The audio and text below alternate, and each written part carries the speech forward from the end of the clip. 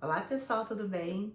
Eu sou a doutora Cristiane Couto, sou médica endocrinologista e hoje eu vou falar para vocês um pouco a respeito da importância da anemia ferropriva ou somente da deficiência férrica mesmo para o nosso organismo.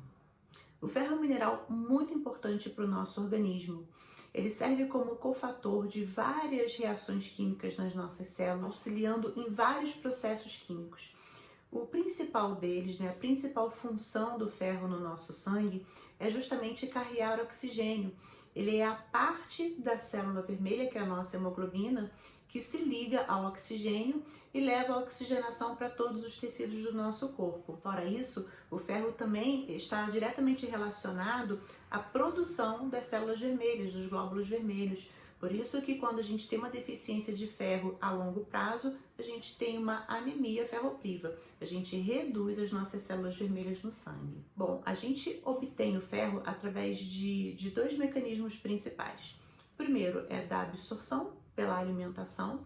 Então, através da alimentação, a gente absorve lá no duodeno, no nosso intestino, o ferro que a gente precisa. E a segunda forma é da reciclagem das nossas próprias hemácias. O ferro é desligado da hemácia, a hemácia é destruída e é eliminada, os restos celulares, mas o ferro é reaproveitado. Então a gente consegue reciclar o ferro no nosso organismo. Existem duas formas de ferro, o ferro M e o ferro não M, que na verdade são duas formas de íons, férrico e ferroso. E o ferro não M, que é o ferro que está presente nos vegetais, a gente absorve muito pouquinho. Ele é bem ruim de absorção, então por mais que alguns alimentos sejam muito ricos nessa quantidade de ferro, a gente não consegue absorver tão bem. Portanto, pessoas, por exemplo, que têm uma restrição de alimentos ricos em ferro M, como a carne vermelha, por exemplo, acabam tendo uma deficiência de forma mais comum até do que aqueles que consomem carne no seu dia a dia. Então a gente já sabe aqui que a principal fonte de ferro é a fonte animal, as carnes vermelhas principalmente. E quando a gente tem deficiência de ferro, por que a gente pode ter essa deficiência? O que pode estar acontecendo para que a gente tenha essa deficiência? Geralmente é por um motivo específico, mas na grande maioria das vezes a gente pensa em três coisas. Ou essa pessoa está consumindo ferro demais, então é uma anemia, por consumo. Ou essa pessoa tem alguma perda de ferro importante por um sangramento, hemorragias, mulheres têm isso muito comumente por conta da menstruação, que pode ser muito abundante. Ou realmente essas pessoas não conseguem absorver, por alguns distúrbios gastrointestinais, não conseguem absorver o ferro da alimentação. Então, as principais causas de deficiência de ferro, as cirurgias ditas bariátricas, porque elas são cirurgias desabsortivas, pessoas que fazem uso de inibidor de bomba de próton, como por exemplo o omeprazol, pantoprazol, todos esses eles controlam ali o ácido clorídrico no estômago, reduzem a acidez e por conta disso a gente começa a não absorver tão bem o ferro. Existem também doenças específicas desabsortivas, a doença de Crohn, retocolite ulcerativa, síndrome do intestino irritável, que também acabam atrapalhando a absorção do ferro por conta dessa irritação de mucosa gastrointestinal. Pacientes com parasitoses também podem ter deficiência, porque altera também a mucosa intestinal.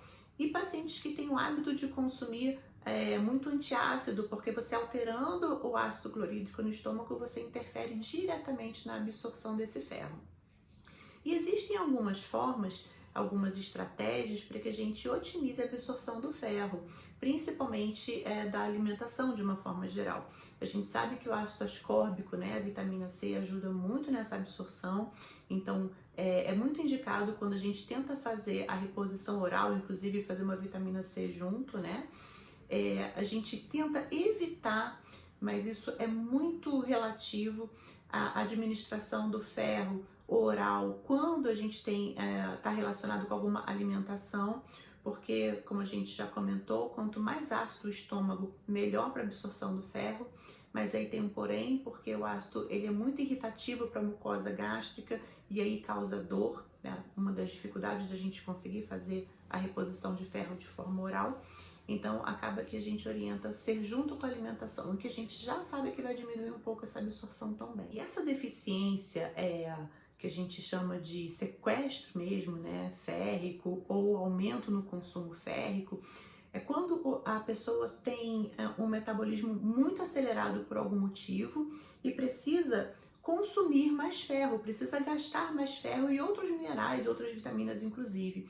Isso foi muito visto, né, nos últimos anos por conta da infecção viral pelo Covid. Qualquer infecção viral, o vírus utiliza muitos nossos nutrientes para poder replicar, ele não tem replicação própria, ele usa as nossas células e usa os nossos nutrientes. Então, o que a gente tem observado, principalmente pós-Covid, é que o ferro e a ferritina acabam caindo muito e esses pacientes têm muitos sintomas pós-Covid relacionados pela deficiência de ferro, porque o consumo foi muito grande, acabou necessitando muito de atividade celular para replicação viral e o ferro que você tinha depositado foi gasto. Então, isso é uma anemia ou uma deficiência férrica por consumo. E aí, gente, quando a gente vai avaliar no exame de sangue, a gente pede o hemograma, porque pelo hemograma a gente consegue visualizar se existe já uma anemia ou se não existe ainda uma anemia, mas existem algumas alterações da hemoglobina que podem sugerir a deficiência de ferro, como por exemplo a presença de anisocitose, que é quando a gente tem uma certa deformidade na hemácia, que mostra pra gente que ela tá com dificuldade de conseguir se reproduzir, né, conseguir fazer uma mitose adequada e ela tem alguns defeitinhos, então isso é anisocitose. A presença de microcitose, que é quando as células ficam muito pequenininhas porque ela não tem nutriente suficiente para ter o tamanho normal. Então a gente tem algumas sugestões no hemograma que podem estar mostrando pra gente mais pra frente uma deficiência férrica. Além disso, a gente solicita o próprio ferro, a ferritina principalmente, a transferrina e em alguns casos o TBIC. O que é tudo isso, né? A transferrina é a proteína que transporta o ferro na corrente sanguínea. O ferro é o ferro solto dentro da corrente sanguínea, é o que está circulante. E a ferritina é o depósito de ferro. Eu costumo falar que a ferritina é como se fosse o seu armazém. Todo o ferro que você tem está estocado em forma de ferritina, principalmente. Então, é uma forma que a gente tem de avaliar como está o teu estoque, porque o ferro sérico, ele só vai baixar depois que você não tiver nada no seu estoque, porque cada vez que você precisa, ele vai lá no seu estoque, pega um pouquinho da ferritina, transforma em ferro e joga no sangue. Você só vai ter deficiência de ferro e chegar a uma anemia ferropriva se você tem a sua ferritina, que é o seu depósito, baixo por muito tempo. Leia-se muito tempo, mais de 6 meses. Então a gente consegue perceber isso também no exame de sangue, se é uma deficiência mais aguda ou se é uma deficiência mais crônica. E aí, gente, o que acontece é que com a deficiência de ferro a gente tem alguns sintomas clínicos que são muito característicos. O que eu mais vejo no consultório, né, como endocrinologista e trabalho muito com medicina preventiva e integrativa, a queixa que mais chega para mim, principalmente das mulheres, é queda de cabelo. E realmente, gente, o cabelo cai muito. Isso acontece porque o ferro é responsável por levar oxigênio para os tecidos e o nosso organismo muito sábio vai levar oxigênio para onde é mais vital. Então a gente vai ter oxigênio no coração, no pulmão, nos rins, no intestino, no cérebro. E o cabelo é um adorno, a unha, a pele são adornos, são enfeites. Não tem necessidade desse oxigênio. Se a gente está em falta, a gente vai privar onde precisa menos. E aí o cabelo começa a cair, a unha quebra, a pele fica ruim. A gente fica mais cansado, mais desanimado, porque falta oxigênio, então a gente tem que reduzir a nossa demanda, né? A gente fica com dificuldade de concentração, com dificuldade de aprendizado. Existem vários fatores que acabam corroborando de uma forma geral para esse desânimo que o paciente chega até o consultório. E essa reposição, ela é indicada para a gente tentar manter um depósito de ferro, que é a ferritina, em torno mais ou menos de 100 a 120, até 150 nos homens, por exemplo. Por quê? Porque a gente quer otimizar essa situação. Eu vou falar para vocês um pouquinho mais para frente num outro vídeo sobre o excesso de ferro, que também é muito tóxico para o nosso organismo. Então a gente não pode extrapolar também a questão da ferritina, a gente não pode repor muito, mas a deficiência é muito grave, então a indicação de reposição é para que a gente mantenha um nível em torno de 100, 120 de ferritina, tá bem? E aí, como eu falei para vocês no início do vídeo, existe a reposição oral sim, mas a gente tem uma absorção muito pequena da medicação oral. Então eu costumo passar quando tem que elevar um pouquinho, o paciente está com 80, ali 85, está sintomático, aí eu coloco um pouquinho do oral para a gente tentar chegar até 100. Mas na grande maioria das vezes eu indico realmente a reposição parenteral, que é a reposição venosa de ferro.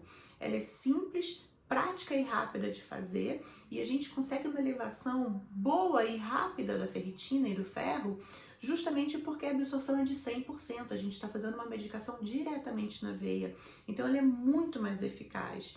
A gente consegue fazer isso monitorado, porque pode acontecer realmente de ter algumas reações ali indesejáveis na hora da infusão, mas na grande maioria a gente não percebe nenhuma delas, porque é uma infusão realizada de uma forma assistencial, né? A gente consegue colocar o soro para correr de forma mais lenta e a gente não faz uma concentração tão grande de ferro, mas ela é essencial. E por que eu priorizo a parenteral do que a oral? Porque a absorção é muito melhor, a gente absorve 100% relacionada até 30% da oral. A oral a gente absorve de 3 a 30% do que a gente consegue colocar. E além da irritação de mucosa gástrica, que pode dar dor no estômago, a gente ainda tem a questão da constipação. Ela irrita muito a mucosa intestinal, também pode piorar muito a função intestinal. Às vezes não vale a pena, até financeiramente falando. E uma das perguntas que eu recebo muito, até no consultório mesmo, é o seguinte: poxa, a minha ferritina tá baixa, eu vou ter que fazer o sorinho, né, com o ferro para poder repor. Mas eu vou ter que sempre fazer isso? Olha, na maioria das vezes não, porque aí vai depender realmente da causa. Se a causa foi um consumo muito grande por uma infecção viral, como o Covid, por exemplo, e você não passar por um novo processo desse, você vai conseguir manter a sua ferritina boa por longo tempo. Se você tem uma dificuldade de absorção, e aqui eu esqueci de citar os vegetarianos, né, que acabam tendo uma dificuldade maior nisso também, a gente consegue manter por um período, porque você não vai estar consumindo ferro suficiente e você vai estar usando ferro. Então ele vai baixando mais lentamente, mas ele vai baixando. Então às vezes a cada 6 meses, 8 meses, a gente precisa refazer o ferro parenteral nesses casos. Pacientes, principalmente as mulheres, né, que tem uma menstruação mais abundante, um sangramento mais abundante e acabam perdendo muito ferro em forma de hemorragia mesmo, o adequado é que essas mulheres não menstruem e aí a gente acaba tentando utilizar de outros artifícios para tentar segurar essa menstruação, mas quando isso não é possível e é uma menstruação normal, que não tem uma causa, por exemplo, como leiomioma, né, alguma causa cirúrgica, a gente tenta manter uma reposição de tempos em tempos para que a ferritina não baixe tanto também. Mas na grande maioria das vezes, a gente consegue manter um bom nível sérico e reverter todos os sintomas. Então, se você não sabe como está a sua ferritina, não tem ideia de como está o seu ferro e sentiu algum desses sintomas que eu citei para você, procure seu médico, tente avaliar no seu exame de sangue, peça para ele avaliar para você se você não tem deficiência férrica e se não é indicado para você fazer essa reposição, tá bom? Qualquer dúvida é só deixar aqui pra gente. Um beijo grande, até a próxima!